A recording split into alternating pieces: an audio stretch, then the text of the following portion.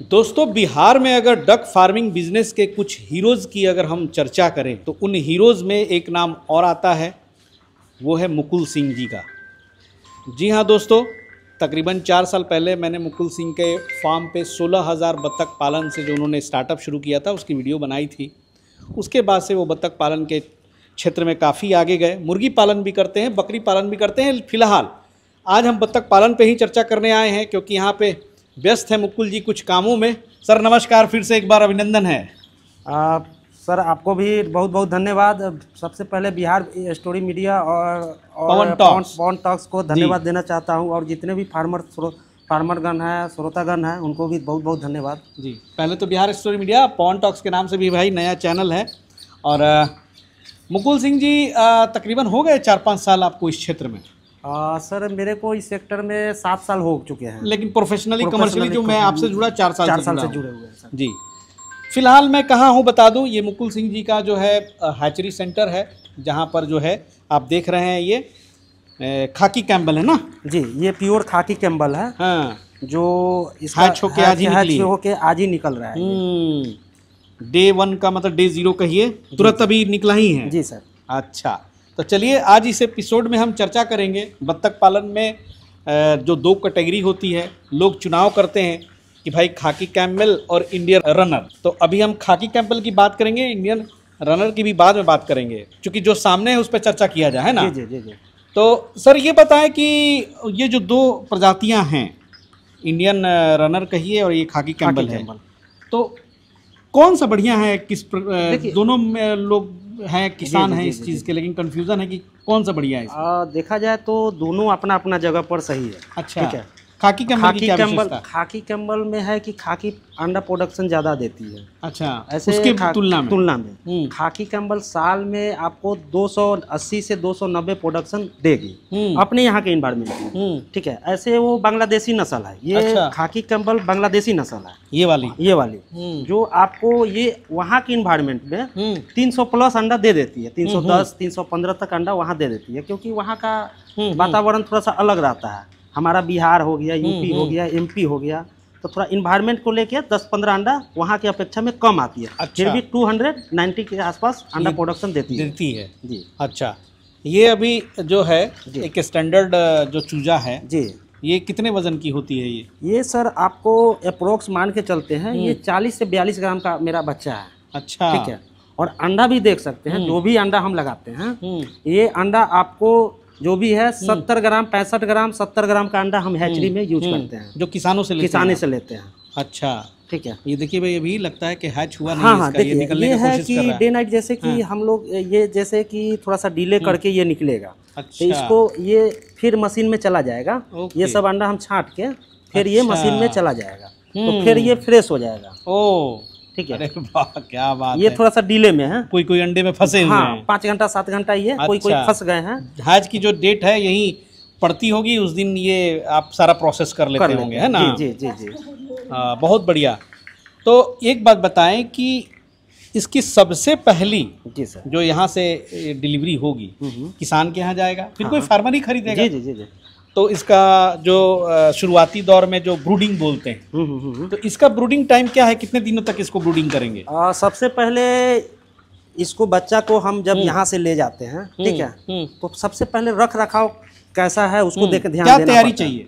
तैयारी में जैसे कि सबसे पहले हम जमीन पे कुन्नी जो बोलते हैं, लकड़ी का बुरादा जिसको हम बोलते हैं, उसको डाल सकते हैं। ठीक है। और बहुत जगह क्या करते हैं लोग, मेहिया वाला जो बालू आता है, उजला वाला जो मेहिया बालू होता है, उसका भी यूज करते हैं लोग। अच्छा, ठीक है। उसके बाद उसके ऊपर से दूसरा स्टेप है पेपर बिछा देंगे। पेपर बिछाने के बाद क्या करेंगे कि हल्दी, जिसको गुड़, जिसको हम मीठा बोलते हैं, ठीक है। उसके बाद खावा सोडा भी होता है, तो थोड़ा बहुत खावा सोडा रख सकते हैं। ठीक है।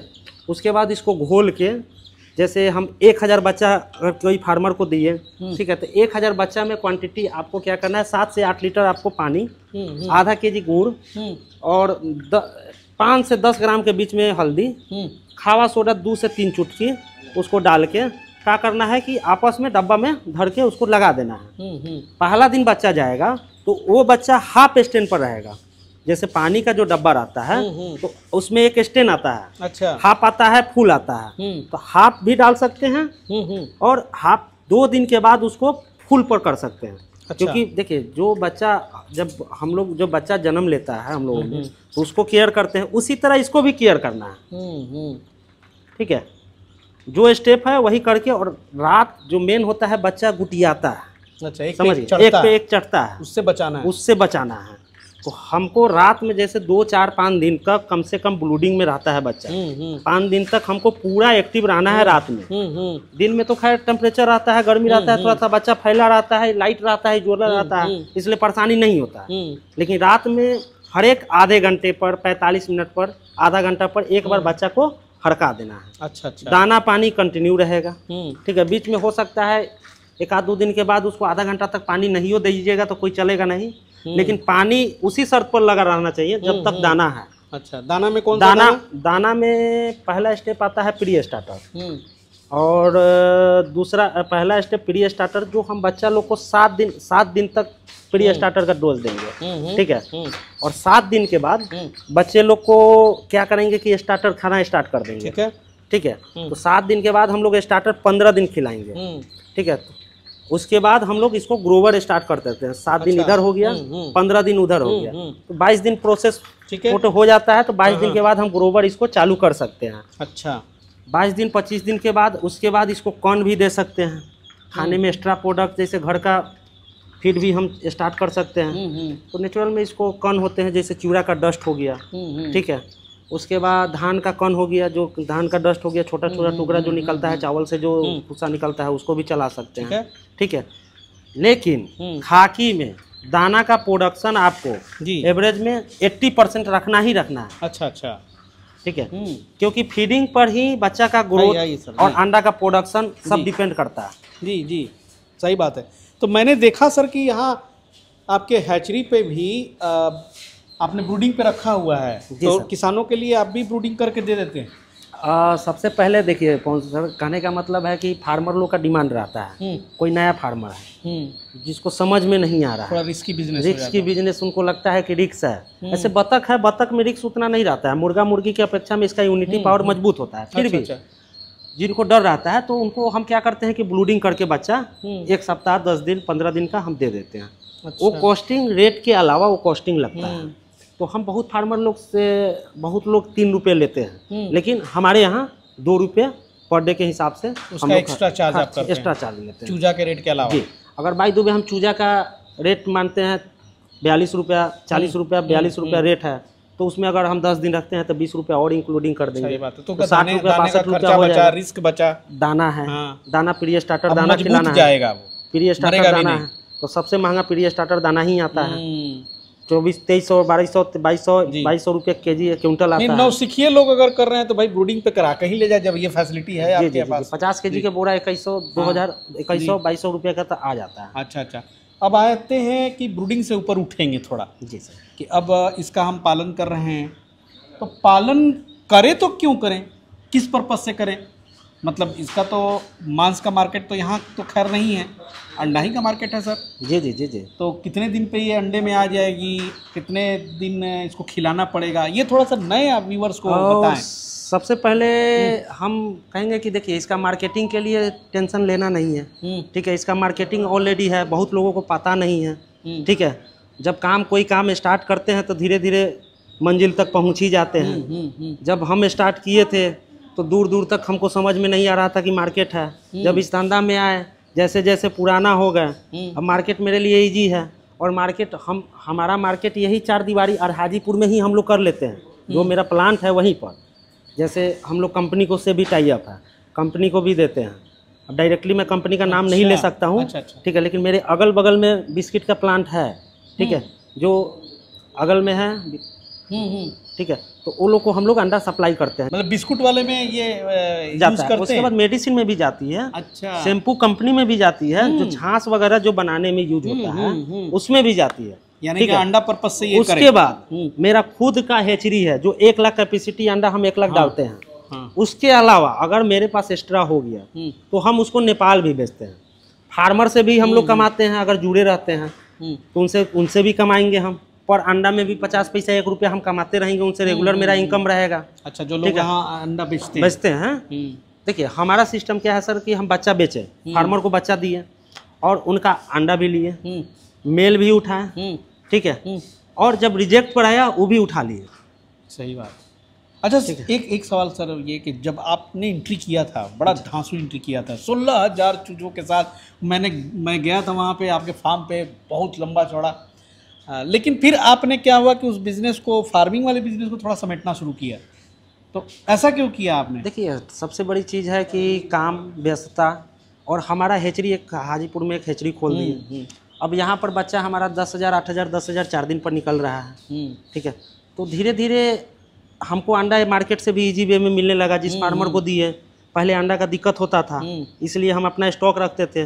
अब फार्मर से कि यहाँ से इजी वे में अंडा मिल जाता है। अब बहुत सारे फार्मर हो चुके हैं हमारे पास, link Bihar, UP, Jharkhand, MP, ये सब जगह से रिक्वायरमेंट आते रहता है। बहुत पॉपुलर हुई थी। और कहने का मतलब है कि बिहार और यूपी और झारखंड में क्या है मेरा सिस्टम अंडा उठाने का, कि अगर मेरा आज के डेट में लखनऊ में है ब्रांच, हजारीबाग में है, ठीक है, उसके बाद आपको यूपी में आपको हो गया, आपको बलिया में हो गया, ठीक है, आपको ये परावना हो गया, वहाँ पर हो गया, हम वहाँ पर एक रूम ले लेते हैं, उसमें एसी लगा दिए, ठीक है, एसी लगाने के बाद अंडा जैसे कलेक्शन करके वहाँ रख दिए। अच्छा। फिर यहाँ से हम अपना गाड़ी भेजे, गाड़ी से मंगा लिए, या हो सकता है ट्रेन रूट से, ट्रेन से मंगा लेते हैं। हमारे यहाँ से पटना भी नज़दीक है, हाजीपुर भी नज़दीक है, रूट के लिए टेंशन नहीं है, अंडा लाने के लिए कोई दिक्कत नहीं है। अच्छा, तो थोड़ा सा ये गणित जरूर समझा दीजिए कि ठीक है, वो तो मुझे समझ में आ ही रहा है, अगर बत्तख पालन करना है तो आप अंडों के लिए करें, और खाकी कैम्पबेल जो है ये अंडे ज़्यादा देती है। जी सर।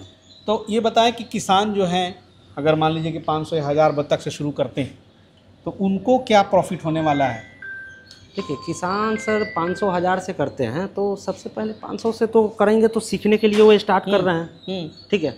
तो 500 से अगर हम स्टार्ट करते हैं तो मोटा मोटी 500 में कॉस्टिंग हम अप्रॉक्स आपको बताते हैं कि 500 में आपका मोटा मोटी 1,10,000 रुपया कॉस्टिंग, टोटली कॉस्टिंग गिरेगा, बच्चा से लेके खिलाने तक, पालने तक, जब तक अंडा ना दे। 3 महीना के बाद अगर रेशियो रहेगा तो आपका 1500 आपको मान के चलिए, 1.5 से 250 आपका मेल रहेगा। हमारे पास 300 सवा 300 आपके पास बत्तख बचेगा, ठीक है। तो हमको 10% रख के, बाकी को 12% रख के, 12% चाहिए, 12% रखने के बाद उसको हम बाकी का मेल को हटा देंगे, मेल हटा देंगे जी। अच्छा। तो उसके बाद हमारा कॉस्टिंग खाने में भी कम हो जाएगा। उसके बाद पर बत्तख 120 ग्राम मेरा दाना का डोज पर बत्तख को चाहिए अंडा के लिए, प्रॉपर अंडा के लिए 120 ग्राम डोज चाहिए। तो 120 ग्राम में आप 100 ग्राम लेयर फीड फेज 1 खिलाइए। उसके बाद 10 से 20 ग्राम आप क्या करते हैं, कॉर्न हो गया, कुन्नी हो गया, एक ही हो गया, क्योंकि खाकी फीडिंग पर ही निर्भर करता है। लोग कहते हैं कि चरा लेने, चर लेगा, ये कर लेगा, चराना ठीक है, वो तो आपका 10% एक्स्ट्रा फीडिंग लेगा, वो तो मार्केट से, लेकिन हमको प्रॉपर फीडिंग अंडा चाहिए तो फीडिंग पर खिलाना पड़ेगा। सही बात, तभी बढ़िया अंडा आएंगे। ऐसे क्या होगा कि आप चरी पर रखिएगा, 50% फीडिंग रखते हैं, तो अंडा बड़ा छोटा, साइज छोटा बड़ा सही बात आ जाएगा। फिर उसको बेचने में भी परेशानी होती है और लेने वाले को भी परेशानी होती है। जी जी, सही बात है। तो ये जो है, जब मान लीजिए कि चलिए खर्चा कर रहे हैं, वो प्रॉपर उसका अंडा कितने महीने पे आ जाता है इसका? अंडा प्रॉपर आपको 4 महीना फर्स्ट वीक में आपको अंडा दिखा देगा। अच्छा, ठीक है। हाँ, अगर खान पान सही हो तो, लेकिन सारे पे नहीं आएंगे। हाँ, एक का दुका, जैसे 4 महीना फर्स्ट वीक तक आपको एक अंडा दिखा देगा। और जैसे जैसे टाइम बढ़ेगा, जैसे 4 दिन हो गया, 4 दिन भले एक फर्स्ट वीक में पहला अंडा दिया, उसके बाद फिर जैसे जैसे बढ़ेगा, अगला दिन 2 बढ़ेगा, 3 4 10 20 25 50। देखिए आपको 5 महीना आते आते 500 अगर हमारे पास मादा हो गया तो उसमें एवरेज बता दीजिए। 500 मादा हो गया ना, तो आपको मोटा मोटी 80% मान के चलिए कि अंडा का प्रोडक्शन मैक्सिमम में 85% रहेगा। अच्छा। और मिनिमम जाएगा तो मिनिमम आपको मान के चलिए कि 45-50 के आसपास आपका मिनिमम रहेगा। अच्छा। सब तो एक बार कुरुक नहीं होती है, बारी बारी से कुरुक होगी। जो पहले अंडा आया है, जो बाद में आया है, उस हिसाब से रेशियो रहा। कितने दिन तक देगी ये देखिए, खाकी अगर रहते हैं तो 3 साल तक अंडा प्रॉपर आप निकाल सकते हैं। 3 साल 36 महीना 37वां महीना उसको बेच दीजिए। तो यानी कि मान लीजिए अगर 400 ही अंडे गेन हुए, जी सर, तो बेचेगा तो कम से कम कितना कॉस्ट उसको मिलेगा किसान को? देखिए अब हम बताते हैं, 500 अगर रखते हैं तो 500 अगर फीमेल मेरे पास है ठीक है, और 50 हो सकता है उसमें मेल रखना ही रखना है, ठीक है। तो हम क्या करेंगे, 550 का अगर कॉस्टिंग जोड़ते हैं, अगर 500 का अंडा का कॉस्टिंग 400 मानते हैं, तो हम मिनिमम अभी का रेट तो 12 रुपये जा रहा है। अच्छा। लेकिन हम मिनिमम रेट 10 रुपये ही मानते हैं, ठीक है। तो 10 रुपये के हिसाब से आपका 4000 रुपया पर डे के हिसाब से आ रहा है। और कॉस्टिंग में आपका जाएगा तो मोटा मोटी मान के चलिए कि 500 550 बत्तख है, 50 से 55 kg आपका दाना उठाएगा। तो एक बोरा आपको 50 kg का आता है। लेयर फीड में बहुत सारे लोग बार्गेनिंग करते हैं, लेकिन आपको हम बता दें कि मेरे प्लांट के जस्ट सामने 3-4 फैक्ट्री है, ठीक है। तो लेयर फीड आपको गोदरेज जो नंबर 1 कंपनी है वो भी है, तो आपका रेट गोदरेज का आपको 1190 तक अभी मिल जा रहा है मार्केट में इजी वे में। उसी में 10 रुपया 20 रुपया आगे पीछे रेट में होते रहता है। तो हम 1200 रुपया मान के चलते हैं, 1200 रुपया कॉस्टिंग है।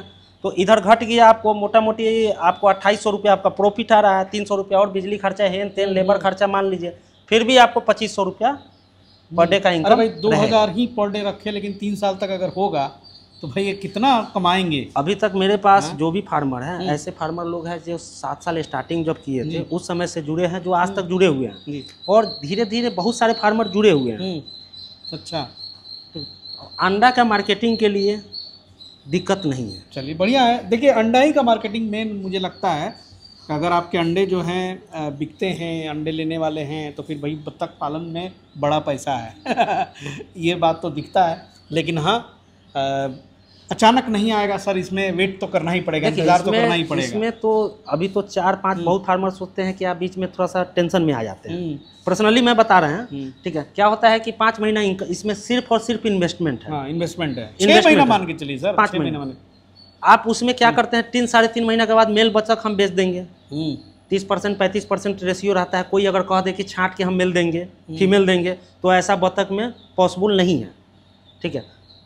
अगर कितना भी एक्सपोर्ट होइएगा 10 दिन आपको समय लग जाएगा मेल फीमेल का पहचान करने में। तो 30 से 35% अगर मेल का रेशियो रहता है, हमको 10 से 12% रख के बाकी बेच देना है। उसको बेच के दाना फिर खिलाना स्टार्ट कर देंगे, उसी पैसा को हम फिर पूंजी इन्वेस्ट कर देंगे। तब तक मेरा फुल फ्लेज में दाना आ जाएगा। तब तक नहीं तो पूंजी कुछ हाथ पे लेके ही बत्तख पालन शुरू करें क्या? जी जी जी, कि भाई ये थोड़ा सा मुर्गी वाला हालचाल नहीं है यहाँ, थोड़ा दूसरी हिसाब से यहाँ पे। चले बहुत बढ़िया है। कुछ इंपॉर्टेंट बातें हैं जो इन्होंने बताया, और कुछ अगर जो छूट गया हो तो भाई इनका नंबर भी है, इनसे आप संपर्क कर सकते हैं। काफ़ी अनुभव भी है, और फार्म तो अभी है वहाँ पे सर? हाँ, फार्म है, अभी फार्म भी है। लेकिन मैक्सिमम समय आप हैचरी बिजनेस भी यहाँ पर देते हैं, मैक्सिमम बिजनेस किसानों के अंडा चूजा यही हाँ, और विजिट भी रहता है, फार्मर लोग के पास विजिट भी रहता है। 4 दिन 3 दिन 4 दिन हम मार्केट में भी रहते हैं। अच्छा, ठीक है। कभी यूपी चले गए, कभी झारखंड चले गए, ठीक है। इसी बहाने फार्मर लोग से, भाई लोग से मुलाकात भी हो जाता है, और मन भी लगता है, साथ में जुड़े रहते हैं। हाजीपुर के इंडस्ट्रियल इलाके में है, यहीं पे हैचरी है। हैचरी का नाम क्या है? प्रोटेक्ट हैचरी नाम है। अच्छा, ठीक है। प्रोटेक्ट हैचरी और सिंह डक फार्मिंग के नाम से चलती है। अच्छा, सिंह डक फार्मिंग, बहुत बढ़िया। और अगले एपिसोड में अभी तो हमने एक विशेष प्रजाति जो खाकी कैम्बल है उसके बारे में बात किया, अब इंडियन रनर के बारे में बात करेंगे। अगले एपिसोड में उसकी चर्चा करेंगे। जरूर जरूर। अगला एपिसोड में हम आप लोगों को इंडियन रनर के बारे में भी बताएंगे। ज़्यादातर मेरा वीडियो खाकी कैम्बल का ही रहता है, लेकिन बहुत सारे दर्शक लोग का डिमांड रहता है कि इंडिया रनर। तो अगला एपिसोड में कोशिश करते हैं इंडिया रनर हम आपको दिखाएं। चलिए सर, बहुत बहुत शुक्रिया, मिलते हैं। चूँकि अभी भाई कहीं डिलीवरी कर रहे हैं, ये तो लेट भी हो रहा है इनको, तो अगले एपिसोड में जो हमारे भाई नए हैं चैनल को सब्सक्राइब कर लेंगे। फिर कुछ इंपॉर्टेंट इन्फॉर्मेशन के साथ हम वापस आएंगे। तब तक के लिए जय हिंद, जय भारत।